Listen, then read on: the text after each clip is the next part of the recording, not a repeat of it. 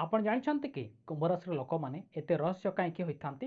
ଏମାନଙ୍କ ମନରେ ଏମିତି କ'ଣ ଚାଲିଥାଏ ଯେ ଯାହାକୁ 90% ଲୋକ କେବେ ବୁଝିପାରନ୍ତି ନାହିଁ ବା ଜାଣିପାରନ୍ତି ହିଁ ନାହିଁ। ଆଜି ଆମେ ଖୋଲିବୁ କୁମ୍ଭ ରାଶିର ସେହି ଗୁପ୍ତ ସତ୍ୟ କଥା, ଯାହା ଆପଣ ଶୁଣିଲେ ଆଶ୍ଚର୍ଯ୍ୟ ହୋଇଯିବେ। ନମସ୍କାର ବନ୍ଧୁଗଣ, ସ୍ୱାଗତ କରୁଛି ଆପଣଙ୍କୁ ଆମ ୟୁଟ୍ୟୁବ୍ ଚ୍ୟାନେଲରେ। ଜ୍ୟୋତିଷଶାସ୍ତ୍ର ଅନୁସାରେ ଯେ ଆମେ ଦେଖିବା ରାଶିଚକ୍ରର ଏକାଦଶ ରାଶି ହେଉଛନ୍ତି କୁମ୍ଭ ରାଶି। କୁମ୍ଭ ରାଶିର ଲୋକମାନେ ଦୁନିଆର ସବୁଠାରୁ ନିଆରା ଏବଂ ସ୍ୱତନ୍ତ୍ର ଚିନ୍ତାଧାରା ବ୍ୟକ୍ତି ହୋଇଥାନ୍ତି।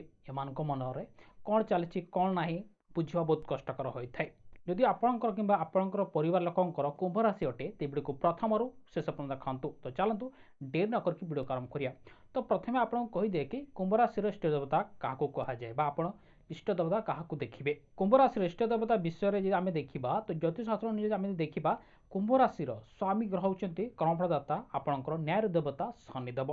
ତେଣୁ ଏହି ରାଶିର ବ୍ୟକ୍ତିମାନଙ୍କୁ ମୁଁ ଏହା କହିବି କି ଆପଣଙ୍କର ଇଷ୍ଟ ଦେବତା ଅନୁସାରେ ହିଁ ଆପଣ ଭଗବାନଙ୍କୁ ପୂଜା କରିବେ। ଯେମିତିକି ଆପଣଙ୍କର ଇଷ୍ଟ ଦେବତା ହେଉଛନ୍ତି ମହାଦେବ ଏବଂ ବଜରଙ୍ଗବଲି ହନୁମାନ। ଯେହେତୁ ଶନିଦେବ ଶିବଙ୍କର ପରମ ଭକ୍ତ ଏବଂ ହନୁମାନଙ୍କୁ ସମ୍ମାନ କରନ୍ତି, ତେଣୁ ଆପଣ କୁମ୍ଭ ରାଶିର ଲୋକମାନେ ଏହି ଦୁଇ ଦେବତାଙ୍କୁ ପୂଜା କଲେ, ଆପଣ ବଜରଙ୍ଗବଲି ସହିତ ଆପଣ ମହାଦେବଙ୍କୁ ପୂଜା କଲେ, ଆପଣଙ୍କ ଜୀବନର ବହୁତ ଭଲ ସମୟ ରହିବ। ଯଦି କୁମ୍ଭ ରାଶିର ଲୋକମାନେ ପ୍ରତି ଶନିବାର ଦିନ ହନୁମାନ ଚାଳିଶା ପାଠ କରନ୍ତି କିମ୍ବା ମହାଦେବଙ୍କୁ ଜଳ ଅର୍ପଣ କରନ୍ତି, ତେବେ ଶନିଦେବଙ୍କ କୃପାରୁ ତାଙ୍କ ଜୀବନର ସମସ୍ତ ଦୁଃଖ କଷ୍ଟ ଦୂର ହୋଇଯିବ। ତେଣୁ କରିକି ଆପଣ ବଜରଙ୍ଗବଲି ହନୁମାନଙ୍କ ସହିତ ମହାଦେବଙ୍କୁ ଶନିବାର ଦିନ ପୂଜା କରିବାକୁ ଭୁଲନ୍ତୁ ନାହିଁ, ଯାହାଦ୍ୱାରା ଆପଣଙ୍କ ଜୀବନରେ ଖୁସି ରହିବ। ଏବେ ଆସନ୍ତୁ ଦେଖିବା କୁମ୍ଭ ରାଶିର ଅଜଣା ତଥ୍ୟ ବିଷୟରେ। ଦେଖନ୍ତୁ କି ପ୍ରଥମେ ହେଉଛି ଆପଣଙ୍କର ଭବିଷ୍ୟତ ଦ୍ରଷ୍ଟା ମାନେ ଭିଜନାରୀ। କୁମ୍ଭ ରାଶିର ଲୋକମାନେ ନିଜ ସମୟଠାରୁ ବହୁତ ଆଗୁଆରେ ଭାବନ୍ତି।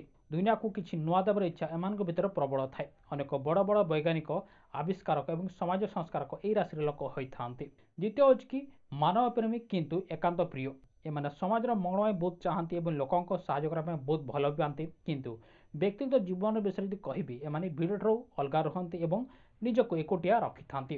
ଏମାନଙ୍କର ନିଜର ଏକ ସ୍ୱତନ୍ତ୍ର ପରିସର ଥାଏ, ଯେଉଁଠି ଏମାନେ କାହାକୁ ଆସିବାକୁ ଦିଅନ୍ତି ନାହିଁ, ମାନେ ଏମାନଙ୍କୁ ଏକୁଟିଆ ଟିକେ ରହିବାକୁ ବହୁତ ଭଲ ପାଆନ୍ତି। ତୃତୀୟ ହେଉଛି କି ଅନୁମାନ କରିବା କଷ୍ଟକର। କୁମ୍ଭ ରାଶିର ବ୍ୟକ୍ତି କେଉଁ ପରିସ୍ଥିତିରେ କିପରି ପ୍ରତିକ୍ରିୟା ଦେବେ ତାହା ଅନୁମାନ କରି କହିବା କଷ୍ଟକର ଅଟେ ଏବଂ ଏମାନେ କେଉଁ ପରିସ୍ଥିତିରେ କେଉଁ ପ୍ରତିକ୍ରିୟା କହିବେ ବା କ'ଣ କହିବେ କାହାକୁ ବି ଜଣା ନଥାଏ। ତେଣୁ କରିକି ଆପଣ ଯେତେବେଳେ କୁମ୍ଭ ରାଶିର ଲୋକମାନଙ୍କ ସହିତ କଥା ହେଉଛନ୍ତି, ତ ସାବଧାନ ସହିତ କଥା ହୁଅନ୍ତୁ। ଏବେ ନଜର ପକାଇବା କୁମ୍ଭ ରାଶିର ଲୋକମାନଙ୍କର କିଛି ଭଲ ଗୁଣ ବିଷୟରେ। ପ୍ରଥମ ହେଉଛି ସ୍ୱାଧୀନ ଚେତା। ଏମାନେ କାହା ଅଧୀନରେ ରହିବାକୁ ବା କାହାର ନିର୍ଦ୍ଦେଶ ମାନିବାକୁ ପସନ୍ଦ କରନ୍ତି ନାହିଁ। ଏମାନେ ନିଜର ସର୍ତ୍ତରେ ଜୀବନ ବଞ୍ଚିବାକୁ ଏବଂ ନିଜର ଜୀବନକୁ ଉପଭୋଗ କରିବାକୁ ବହୁତ ଭଲ ପାଆନ୍ତି, କିନ୍ତୁ କାହାର ଅଧୀନରେ ରହିକି କାମ କରିବାକୁ ଏମାନଙ୍କୁ ଏତେ ପସନ୍ଦ ବି ନୁହଁ। ଦ୍ୱିତୀୟ ହେଉଛି କି ଅତ୍ୟନ୍ତ ବୁଦ୍ଧିମାନ ଏବଂ ଯୁକ୍ତିତର୍କ। କୌଣସି କଥାକୁ ଆଖି ବନ୍ଦ କରିକି ବିଶ୍ୱାସ କରିବା ଏମାନଙ୍କର ଜୀବନରେ ତାଙ୍କର ସ୍ୱଭାବ ହିଁ ନଥାଏ। ମାନେ ଆପଣ ତାଙ୍କୁ କିଛି ଯଦି କହିଲେ ସେ ତୁରନ୍ତ ବିଶ୍ୱାସ କରିବେ ନାହିଁ। ପ୍ରଥମେ ସେ ଯୁକ୍ତିତର୍କ କରିବେ, ଦେଖିବେ ତାର ପ୍ରକୃତ କ'ଣ, ସତ୍ୟ କ'ଣ, ମିଛ କ'ଣ ସବୁ ଯାଞ୍ଚ କଲା ପରେ ହିଁ ବିଶ୍ୱାସ କରିଥାନ୍ତି। ତୃତୀୟ ହେଉଛି ଆପଣଙ୍କର ପ୍ରକୃତ ବନ୍ଧୁ। ଏମାନେ ବହୁତ କମ୍ ଲୋକଙ୍କ ସହ ବନ୍ଧୁତା ପକାନ୍ତି, କିନ୍ତୁ ଥରେ ଯାହାଙ୍କୁ ସାଙ୍ଗ କରିନିଅନ୍ତି ତାଙ୍କର ଭଲ ଏବଂ ଖରାପ ସମୟରେ ଛାଇ ପରି ଠିଆ ହୁଅନ୍ତି ଏବଂ ଏମାନଙ୍କର ବନ୍ଧୁତା ସମ୍ପୂର୍ଣ୍ଣ ନିଃସ୍ୱାର୍ଥ ରହିଥାଏ। ସ୍ୱାର୍ଥପର ଦେଖିବାକୁ ମିଳିବ ନାହିଁ। ଏବେ ଦେଖିବା ଏମାନଙ୍କର ଖରାପ ଗୁଣ, ଯାହା କୁମ୍ଭ ରାଶିର ଲୋକମାନେ ଏହି ଖରାପ ଗୁଣ ପ୍ରତି ଟିକେ ସାବଧାନ ରହିବା ଟିକେ ବହୁତ ଜରୁରୀ ଅଟେ। ପ୍ରଥମ ହେଉଛି କି ଜିଦିଆ ସ୍ୱଭାବ।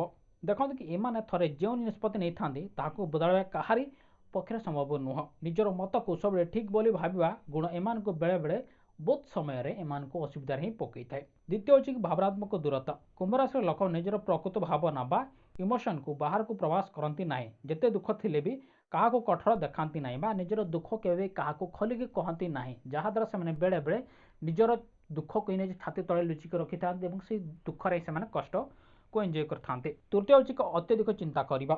ଏମାନଙ୍କର ମସ୍ତିଷ୍କ କେବେ ଶାନ୍ତ ରହେ ନାହିଁ। ଛୋଟ ଛୋଟ କଥାକୁ ନେଇକି ଅତ୍ୟଧିକ ବିଶ୍ଳେଷଣ କରିବା ଏବଂ ଗୋଟିଏ କଥାକୁ ବାରମ୍ବାର ନିଜ ମାନସିକ କଷ୍ଟ ଦେବା ଏମାନଙ୍କର ଗୋଟିଏ ପ୍ରକୃତ ଗୁଣ ଥାଏ। ତେଣୁ କରିକି ଏହି ତିନୋଟି ଗୁଣ ଯାହା କହିଲି, ସେମାନେ ଯଦି ୟାକୁ ଟିକେ ଧ୍ୟାନ ଦେବେ ତ ସେମାନଙ୍କର ଜୀବନରେ ଟିକେ ସୁଖ ଶାନ୍ତି ବଜାୟ ରହିବ। ତେଣୁ କରିକି ଆପଣ ଏହି ତିନିଟା ଗୁଣକୁ ଦୂର କରନ୍ତୁ, ଯାହାଦ୍ୱାରା ଆପଣଙ୍କ ଜୀବନରେ ସୁଖ ଶାନ୍ତି ବଜାୟ ରହିବ। ତ ବନ୍ଧୁଗଣ ରହୁଛି।